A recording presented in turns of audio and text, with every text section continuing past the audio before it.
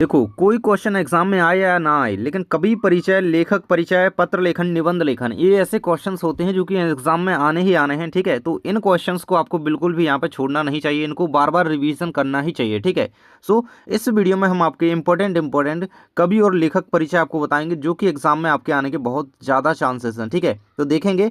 और मैं आपको आपकी क्षितिज बुक के जो गद्य खंड के, काव्य खंड के जो लेखक हैं, अलग अलग कवि हैं, ठीक है, उनको बताऊंगा।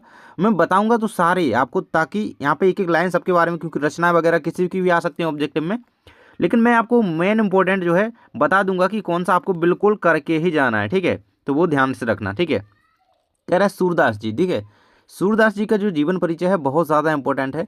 वैसे ऐसे अपन को लिखना नहीं होता है अपने में, केवल रचनाएं और भाव पक्ष, कला पक्ष और साहित्य में स्थान पूछा जाता है।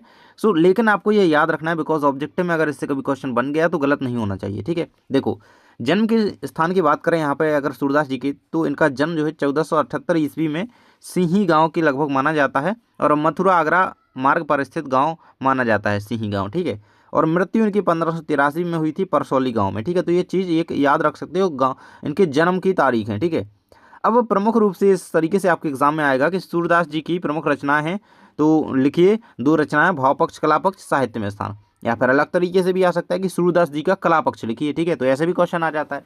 देखो, रचनाओं में याद रखना, सूरदास जी की रचना है सूर सागर, सूर सारावली, साहित्य लहरी। ठीक है, तो सूर से ये रचनाएं तो आसानी से याद रहेंगी। ठीक है, क्वेश्चन इसी तरीके से भी आ जाता है कि ये रचना है किसकी है, तो वही सूर सागर, सूर सारावली, तो सूर से सूरदास याद रखना। ठीक है, कला पक्ष में और भाव पक्ष में क्या लिखना होता है, तो देखो, किसी भी कवि का लिख रहे हो आप, हमेशा याद रखना कला पक्ष में आपको क्या लिखना है, भाव पक्ष में क्या लिखना है। देखो, भाव पक्ष में लिखना ये होता है कि उनने क्या भाव रहे उनके काव्य को लिखते वक्त। ठीक है, तो जो सूरदास जी हैं वो सगुण ब्रह्मा के उपासक हैं, श्री कृष्ण के प्रति सखा भाव की भक्ति रही है। ठीक है, सखा भाव की भक्ति इनके काव्य में देखने को मिली है। ठीक है, और यहाँ पे बाल लीलाओं का वर्णन भी इनके काव्य में देखने को मिलता है। ठीक है, तो ऐसे आप लिख दोगे इसको। ठीक है, इतना लिख दोगे तो आपको नंबर मिल जाएगा, बिकॉज अब ये उतना ज़्यादा हार्ड आता नहीं है। कह रहा है कला पक्ष, ब्रज भाषा का प्रयोग है। हमेशा कला पक्ष में किसी का भी कला पक्ष लिख रहे हो, हमेशा आप भाषा के बारे में बात करोगे, इसमें श्रृंगार, अलंकार, रस कौन से यूज हुए हैं, ठीक है, उनके बारे में बात करोगे। ठीक है, तो ये चीज़ हमेशा याद रखो, कला पक्ष में क्या कला दिखाई उन्होंने काव्य में, भाव पक्ष में क्या क्या उन्होंने व्यक्त किया है अपने काव्य में। ठीक है, क्या बताया है। ठीक है, और किस कला का उपयोग उस काव्य में उस चीज़ को बताने के लिए क्या है, तो वो आप कला पक्ष में लिखते हो। ठीक है, तो यहाँ पर श्रृंगार रस का उसकी प्रधानता रही है। ठीक है, वात्सल्य रस की प्रधानता रही है, क्योंकि बाल लीलाओं का वर्णन किया है। ठीक है, साहित्य में स्थान की बात करें यहाँ पे, तो इन्हें वात्सल्य रस के सम्राट के रूप में जाना जाता है। ठीक है, वात्सल्य बोले तो वत्सल, वात्सल्य का स्थायी भाव क्या होता है, वत्सल, इसको याद रखना। और इन्हें सम्राट के रूप में उसका जाना जाता है, ऑब्जेक्टिव बन जाता है इसके कि वात्सल्य रस का सम्राट किसे कहा जाता है, सूरदास जी को कहा जाता है। ठीक है, ये अष्टछाप कवियों में से एक थे और श्रीनाथ जी मंदिर में भजन कीर्तन करते थे, ये याद रखने की जरूरत है नहीं। कह रहा है हिंदी जगत में इनका अतुलनीय स्थान है। भाई, अगर कभी किसी का नहीं आ रहा है कि इनका स्थान क्या है, तो ये लाइन छाप देना। ठीक है, सीधी बात एक। ठीक है, महत्वपूर्ण स्थान है, अतुलनीय स्थान है। ठीक है, वैसे ये इनकी उपाधि जरूर से याद रखना। चलिए, अगला जो परिचय है वो आपको तुलसीदास जी का देख लेना चाहिए। 1532 में बांदा, ठीक है, यूपी बांदा राजापुर गांव के लगभग इनका जन्म माना जाता है, और 1623 ईस्वी में जो है यहाँ पे सन में जन्म यानी कि मृत्यु का समय माना जाएगा। ठीक है, और नरहरि दास इनके गुरु का नाम था। ठीक है, गुरु का नाम जरूर से याद रखें, नरहरि दास। इनकी पत्नी का नाम था रत्नावली। ठीक है, रत्नावली, इनका भी नाम याद रख सकते हो। आगे चलते हैं, हम प्रमुख रचनाओं में बात करें तो रचनाएं तो सभी को इनकी याद है, रामचरितमानस, कविता बली, दोहा बली, गीता बली, जानकी मंगल, पार्वती मंगल, हनुमान चालीसा, बहुत सारी रचनाएं हैं।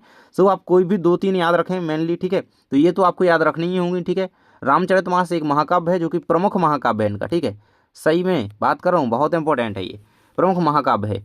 अब भाव पक्ष में मैंने अभी आपको बताया कि किस प्रकार के भाव व्यक्त किए हैं, तो देखो, सूरदास जी की क्या थी, सखा भाव की भक्ति थी कृष्ण के प्रति, लेकिन इनकी श्री राम के प्रति क्या थी, दास्य भाव की भक्ति थी। ठीक है, लोक मंगल की भावनाओं का वर्णन इन्होंने किया है, लोक भावनाओं का वर्णन इन्होंने अपने काव्य में सुनिश्चित रूप से किया है, और सगुण ब्रह्मा के उपासक हैं। ठीक है, ये तो ये चीज़ दोनों के में रहेगी यहाँ पे। ठीक है, सगुण ब्रह्मा के उपासक ये तुलसीदास जी भी हैं और सूरदास जी भी हैं। ठीक है, बाकी अगर बात करें आगे, तो यहाँ पे ये दास्य भाव की भक्ति रही है इनकी, और उनकी रही है सखा भाव की। ठीक है, कला पक्ष में मैंने आपको बताई है कि भाषा का सबसे पहले बताएंगे कि भाषा कैसी है, तो देखो, ब्रज भाषा दोनों की में रही है, अवधि भाषा मेनली कहें तो तुलसीदास जी की है, बाकी सूरदास और तुलसीदास दोनों की भाषा ब्रज रही है। ठीक है, तो दोनों में कॉमन चीज़ हो गई। और रामचरितमानस में दोहा, चौपाई, सोठा, छंद, ठीक है, अन्य कई सारे अलंकारों और रसों का भली भांति प्रयोग देखने को मिलता है। ठीक है, तो ये ऐसा लिख दोगे आप। ठीक है, देखो कला पक्ष में हमेशा ही आपको भाषा के बारे में लिखना है, पहले कैसी भाषा रही है इनकी, फिर दोहा, चौपाई, छंद, रस, अलंकार जो भी रहे हैं तो वो आप लिखेंगे। तो आप सभी को पता है रामचरितमानस में दम सम से क्या किया गया है, दोहा, चौपाई जैसे छंदों का यूज किया गया है, तो यही लिखना है। ठीक है, साहित्य में स्थान आप सभी जानते हैं कि हिंदी साहित्य के महान संत, कवि और विलक्षण प्रतिभा संपन्न लोक हितकारी कवि, महाकवि के रूप में जाने जाते हैं। तो सीधी बात कह सकते हो आप यहाँ पे, हिंदी साहित्य में इनका अतुलनीय स्थान है और राम भक्ति धारा के प्रमुख कवि के रूप में जाने जाते हैं। ठीक है, राम भक्ति धारा, ठीक है, राम भक्ति धारा के प्रमुख कवि के रूप में जाने जाते हैं, ये चीज़ याद रखना। आगे बढ़ते हैं, जो आपको करना हो जयशंकर प्रसाद का, इसमें भी वही चीज़ है, भाई जन्म मृत्यु याद रख सकते हो। रचनाएं जो है यहाँ पे इनकी कामायनी है जो कि एक महाकाव्य है, लहर, आंसू, झरना। देखो भाई जितनी भी लिक्विड से रिलेटेड रचना, यहाँ पे पानी से देखो लहर हो गया, आंसू हो गया। ठीक है, अब देखो पहले तो आंसू हो गया छोटा सा, फिर क्या हो गया, फिर उससे झरना बना, ठीक है, फिर उससे लहर बन गई सीधी आंसू से। ठीक है, तो ये तीन चीज़ें याद रहेंगी, बिल्कुल से रहेंगी। ठीक है, बिल्कुल से रहनी चाहिए। ठीक है, आंसू छोटा सा, फिर झरना उससे बन गया, और फिर उससे लहर आ गई सीधी की सीधी। ठीक है, बाकी रचना याद रख सकते हो। अब वो भाव पक्ष में इनके में क्या लिखना है भाई, तो यहाँ पे प्रकृति का वर्णन इन्होंने अपने काव्य में किया है, राष्ट्रीय कर्तव्यों के प्रति समर्पित हैं, सौंदर्य के उपासक हैं। ठीक है, तो प्राकृतिक यहाँ पे अगर कहें तो उसका वर्णन यहाँ पे किया है इन्होंने अपने काव्य में, खड़ी बोली का प्रयोग किया है, और अलंकारों और नवीन छंदों का उपयोग यहाँ पे इनके काव्य में देखने को मिलता है। इनकी भाषा सरल है। ठीक है, तो ये चीज़ लिख दोगे। नाटक सम्राट के रूप में जाने जाते हैं, छायावाद के स्तंभ कवि या प्रतिनिधि कवि के रूप में जाने जाते हैं। ठीक है, तो ये याद रखना, ये दोनों ऑब्जेक्टिव इंपॉर्टेंट हैं। क्वेश्चन आ जाता है कि नाटक सम्राट के रूप में जाने जाते हैं तो जयशंकर प्रसाद, छायावाद के प्रतिनिधि या स्तंभ कवि के रूप में जाने जाते हैं तो वो भी जयशंकर प्रसाद। ठीक है, याद रखना। और इनकी रचना है कामायनी मैन, जो कि यहाँ पे महाकाव्य है। ठीक है, अगला है सूर्यकांत त्रिपाठी निराला जी। ठीक है, इनको हम थोड़ा सा यहाँ पे कर लेते हैं, इनको भी पढ़ लेना। ठीक है, देखो तो इनकी रचनाएं कौन कौन सी हैं, निराला जी की रचना है जो है परिमल, गीतिका, अनामिका, कुकुरमुत्ता, ये सारी रचना है। भाव पक्ष में बात करें तो प्रेम व सौंदर्य का वर्णन किया है। ठीक है, बिल्कुल यहाँ पे कहें तो यहाँ पे सूर्यकांत त्रिपाठी निराला और जयशंकर प्रसाद हो गए। ठीक है, ये एक तरीके से प्रकृति कवि ही रहे हैं। ठीक है, लेकिन अगर हम बात करें सूर्यकांत त्रिपाठी निराला जी की, तो इन्होंने कई देशभक्ति से रिलेटेड कविताएं लिखी हैं, तो राष्ट्रीयता की भावना इनके में परिपूर्ण देखने को मिली है। ठीक है, तो ये चीज़ रखोगे। बाकी भाव कला पक्ष में हमें हमेशा ही भाषा और इनके अलंकारों और छंद वगैरह का प्रयोग जो भी इन्होंने किया है वो आप लिख दोगे। साहित्य में स्थान, मुक्तक छंद का जनक किसे कहा जाता है, सूर्यकांत त्रिपाठी निराला को कहा जाता है। ठीक है, तो ये चीज़ याद रखिएगा। और महाप्राण भी इन्हें कहा जाता है। ठीक है, तो ये चीज़ याद रखेंगे। ठीक है, अगला है कि नागार्जुन। ठीक है, इनके बारे में थोड़ा पढ़ लेंगे भाई। दरभंगा जिले में इनका जन्म हुआ और यहाँ पे मृत्यु यहाँ पे मानी जाती है सतलखा गांव में। ठीक है, तो ये चीज़ याद रख सकते हो। और रचना है इनकी युगधारा, सतरंगी पंखों वाली, हजार हजार बाहों वाली, प्रेत का बयान तुमने कहा था। ठीक है, तो देखो मैंने इनकी रचना है सतरंगी पंखों वाली, ऑब्जेक्ट में बन जाए तो ठीक है, युगधारा, हजार बाहों वाली। और भाव पक्ष में हमें हमेशा ही यहाँ पे क्या करना है, देखो किस किस प्रकार की रचनाएं इनकी रही हैं, तो घुमक्कड़ी व अक्खड़ यहाँ पे स्वभाव रहा है इनका। ठीक है, इनके नाम से ही यहाँ पे आपको पता चल रहा होगा, एक तरीके से घुमक्कड़ी स्वभाव के व्यक्ति रहे हैं। और इनके शोषितों के प्रति सहानुभूति इन्होंने दिखाई अपने काव्य में, प्रकृति का चित्रण भी इन्होंने किया है। ठीक है, तो सूर्यकांत त्रिपाठी निराला, जयशंकर प्रसाद, नागार्जुन हो गए, इन्होंने सब ने प्रकृति का चित्रण भरपूर तरीके से अपने काव्य में किया है।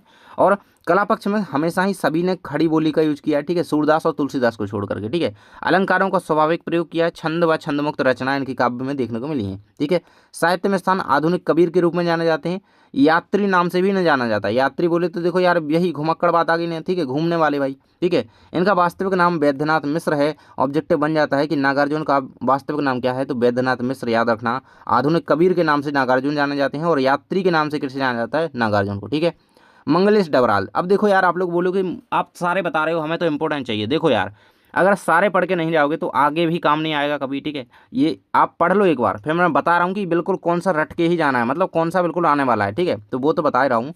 जन्म इनका याद रख सकते हो। ठीक है, रचना इनकी ये दी गई है, घर का रास्ता, हम जो देखते हैं, आवाज़ भी एक जगह। ठीक है, और भाव पक्ष में हमेशा ही यहाँ पे क्या लिखना है आपको, जो काव्य में देखने को मिले वही चीज़ लिखोगे। अलंकारों का प्रयोग है, भाषा अच्छी है भाई, ये चीज़ें लिख करके यहाँ पे कर दोगे खत्म। साहित्य में स्थान में लिख देना, साहित्यिक पुरस्कार, ये अब इतना नहीं रहेगा याद, तो हिंदी साहित्य में इनका महत्वपूर्ण स्थान है। ठीक है, स्वयं प्रकाश, ये है महा इंपॉर्टेंट यहाँ पे आपका गद्य खंड से। ठीक है, महा इंपॉर्टेंट।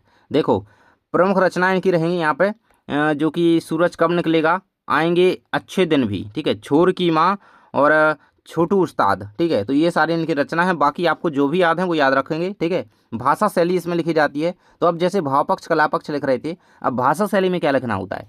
तो देखो भाषा शैली में हमेशा अगर भाषा है तो भाई उसमें तो भाषा के ही बारे में बताएंगे, शैली है तो उसमें शैली के बारे में बताएंगे, ठीक है। तो यही चीज़ आपको ध्यान रखनी है, भाषा में उनकी हमेशा से भाषा के बारे में बताएं, ठीक है। लोकोक्ति मुहावरे कैसे यूज किए हैं उन्होंने तो वो बताएं, ठीक है। तो भाषा में हमेशा ही सबकी भाषा में सरल और सहज और स्पष्ट व्यवहारिक खड़ी बोली का यूज किया है, ये याद रखो, सबकी में रट लो, ठीक है। देखो इन्हें यहाँ पे वसुधा और चमक पत्रिका का संपादन किया इन्होंने, ठीक है। तो देखो ऑब्जेक्टिव में क्वेश्चन आता है कि वसुधा पत्रिका का संपादन किसने किया, तो स्वयं प्रकाश ने किया, याद रखना। कह रहा है राम वृक्ष बेनीपुरी जी। सो देख सकते हैं यहाँ पे बेनीपुरी रचनावली के अंतर्गत 8 खंड हैं, जो कि चिंता के फूल, माटी की मूर्तें, ठीक है, सीता की माँ, ठीक है। तो माटी की मूर्तियाँ किसकी रचना है, राम वृक्ष बेनीपुरी की, ठीक है। ये रहेगा यहाँ पे। तो कलम का जादूगर किसे कहा जाता है, ये चीज़ याद रखना, महा इंपॉर्टेंट चीज़ है। कलम का जादूगर राम वृक्ष बेनीपुरी को कहा जाता है, ठीक है। देखो ऑब्जेक्टिव कंप्लीट करवाते जा रहा हूँ मैं इसी में, ठीक है। कलम का जादूगर राम वृक्ष बेनीपुरी को कहा जाता है। देखो खड़ी बोली वही चीज़ होगी ना, खड़ी बोली का यूज किया है इन्होंने। तत्सम देशज विदेशज शब्दों का यूज किया है, और वाक्य छोटे व ओजपूर्ण रहे हैं, ठीक है। वर्णनात्मक शैली है, प्रतीकात्मक शैली है, बस ये तो सभी के में लिखना है, ठीक है। तो बस ज़्यादा कुछ यहाँ पे साइंस लगाने की जरूरत है नहीं। यशपाल जी का देख लीजिए भाई, भाषा शैली क्या लिखनी है भाई, भाषा क्या रही है, व्यवहारिक भाषा रही है, मधुर सीधी सादी सरल भाषा है, और मुहावरों और लोकोक्तियों का प्रयोग किया है, ठीक है। और रचना इनकी ये दी गई है यहाँ पे, दिव्या, दादा कमरेड, पार्टी कामरेड, तर्क का तूफान, फूलों का कुर्ता और झूठा सच, ठीक है, जो कि यहाँ पे रहेंगी। और ये यहाँ पे क्या है, साहित्य में स्थान है, यहाँ पे भगत सिंह और सुखदेव जैसे क्रांतिकारियों से जुड़े रहे हैं, ठीक है। तो ये भी याद रख सकते हो। बाकी शैली इनकी देखो सभी की में यही है, वर्णनात्मक चीज़ याद रखोगे, ठीक है। मन्नू भंडारी महा इंपॉर्टेंट, ठीक है, मन्नू भंडारी का करके जाना। यतीन्द्र मिश्र भी इंपॉर्टेंट है, ठीक है, 3 स्टार दोनों पे दे रहा हूँ, ठीक है। दोनों का ध्यान से देख लो भाई, पहले यहाँ पे इनकी रचना देख लो आप, यहाँ पे इनका जन्म मंदसौर में हुआ था, तो याद रखोगे। रचना है यहाँ पे महाभोज, आपका वंटी, त्रिशंक, बिना दीवारों का घर, ठीक है। तो इनकी प्रमुख रचना है मन्नू भंडारी की। और इन्हें जो प्रमुख रूप से उपन्यास एक पसंद था वो था आपका सुनीता, ठीक है, सुनीता, जो कि जैनेन्द्र कुमार ने लिखा था। सुनीता उपन्यास इन्हें बहुत पसंद था, ठीक है। देखो ये इनकी रचना याद रखना, इनकी आपका बंटी हो गया, महाभोज हो गया, ठीक है, ये चीज़ें हैं। भाषा शैली में हमेशा ही भाषा सरल स्वाभाविक लिखना है, ठीक है। तत्सम तद्भव हर चीज़ में लिखना है, मुहावरों का प्रयोग सबने किया है, ठीक है, थोड़ा थोड़ा। और भावनात्मक शैली रही है, संचरणात्मक और व्यंग्यात्मक शैली इनकी रही है, ठीक है। बाकी आप चीज़ लिख दोगे यहाँ पे, ठीक है। साहित्य में स्थान आए तो साहित्य में स्थान लिख देना, इनका हिंदी साहित्य में महत्वपूर्ण स्थान है, अतुलनीय स्थान है, ठीक है। अगला कह रहे हैं यतीन्द्र मिश्र, तो अयोध्या में इनका जन्म माना जाता है। और रचनाओं में बात करें तो यदा कदा अयोध्या, ठीक है, गिरिजा देव प्रिया, ठीक है, ये इनकी रचना है। भाषा सरल सहज है सभी की, ठीक है। तो ये चीज़ आप क्लियर कर लोगे। इन्हें क्या है, साहित्य पत्रिका संपादन के रूप में जाना जाता है, ठीक है। बिमला देवी फाउंडेशन का संचालन भी यतीन्द्र मिश्र ने किया, तो ऑब्जेक्टिव इससे बन सकता है, ठीक है। पत्रिका साहित्य पत्रिका किसने, तो इन्होंने यतीन्द्र मिश्र ने, ठीक है। लास्ट देखें तो भदंत आनंद कौशल्यायन, ठीक है, इनकी रचनाएं। और ये रहेंगे भिक्षु के पत्र, बौद्ध धर्म का सार, और ये रहेगा रेल का टिकट, संस्कृति, ये इनकी रचना है। भाषा में वही लिखना है यहाँ पे, भाषा जो है भावानुकूल रही है, लोकोक्ति मुहावरों का प्रयोग यहाँ पे चमत्कारिक रूप से किया है, ठीक है। भाषा पूर्ण अधिकार है, मतलब एक तरीके से सरल भाषा ही यूज की है। और विचारात्मक और यहाँ पे वर्णनात्मक शैली इनकी रही है, ठीक है। और साहित्य में स्थानीय गांधी जी से प्रभावित थे, और उन्होंने 20 से अधिक पुस्तकें इन्होंने लिखी हैं, ठीक है। तो ये चीज़ यहाँ पे याद रखिएगा। बाकी मैंने इसमें आपको ऑब्जेक्टिव भी काफ़ी कवर करवा दिए हैं, ठीक है। अब मैं कहूँ कि एग्जाम में कौन सा इंपॉर्टेंट है, ठीक है, तो ये दोनों तो हैं सबसे ज़्यादा इंपॉर्टेंट, ठीक है। बहुत ही सरल तरीके से मैंने करवा दिए हैं, आंसर आपको समझा दिए हैं, ठीक है। तो आप मेनली क्या रखोगे, भाषा शैली में भाषा के बारे में याद रखना यार, हमेशा ही सरल सहज भाषा है इनकी, ठीक है। खड़ी बोली का यूज़ किया है, ठीक है। और यहाँ पे आप क्या शैली के बारे में वर्णनात्मक शब्द याद रखो, ठीक है, वर्णनात्मक भावनात्मक शैली है सबके में, ठीक है। अब बात करें हम और किसका इंपॉर्टेंट है, तो राम वृक्ष बेनीपुरी जी का अच्छी तरीके से कर लेना, ठीक है। और बाकी यहाँ पे स्वयं प्रकाश जी का, ठीक है। देखो 1-2 बार ये तो पढ़ने पड़ेंगे, ठीक है। मंगलेश डबराल का यहाँ पे कर सकते हो आप, यहाँ पे कवि परिचय, ठीक है, मंगलेश डबराल का अच्छी तरीके से। और यहाँ पे सूर्यकांत त्रिपाठी निराला और जयशंकर प्रसाद, ठीक है, इन दोनों में से एक ना एक आपके एग्जाम में आएगा, ठीक है।